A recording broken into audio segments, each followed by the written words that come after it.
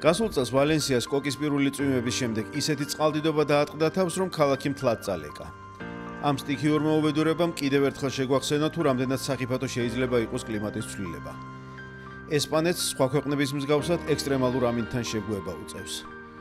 ამიტომ ვალენსიის რეგიონში ევროკავშირის მიერ დაფინანსებული ერთი ინოვაციური პროექტი გამოსავალს ადამიანებს შეიძლება ითქვას პირდაპირ ფეხქვეშ უგებს.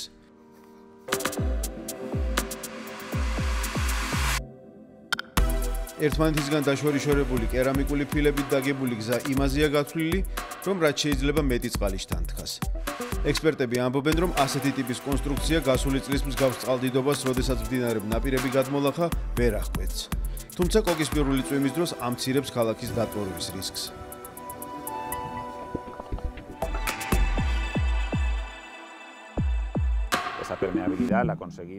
წყლის ასეთ გამტარობას უზრუნველყოფს ფილებს შორის არსებული ვერტიკალური ղრიჭოები. ამ შემთხვევაში წყალს გასვლის საშუალებას აძლევს ეს საგზაო ბლოკები, რომლებსაც ხრეშის რამდენიმე ფენა აკავებს.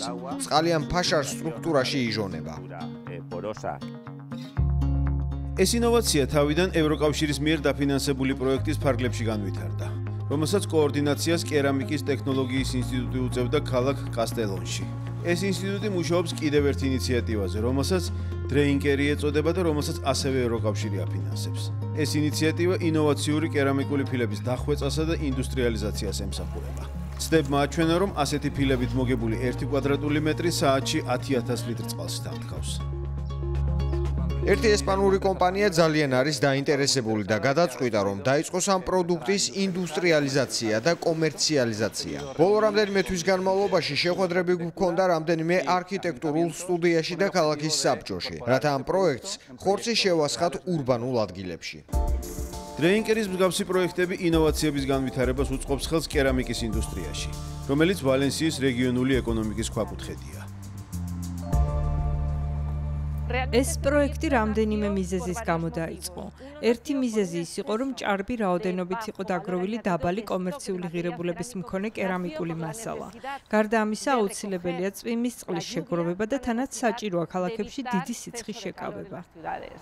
დრეინკერის პროექტის მთლიანი ბიუჯეტი 152,000 ევროზე მეტია. მის 60%-ს ევროპის რეგიონული განვითარების ფონდი აფინანსებს. დანარჩენს კი ვალენსიის მთავრობა.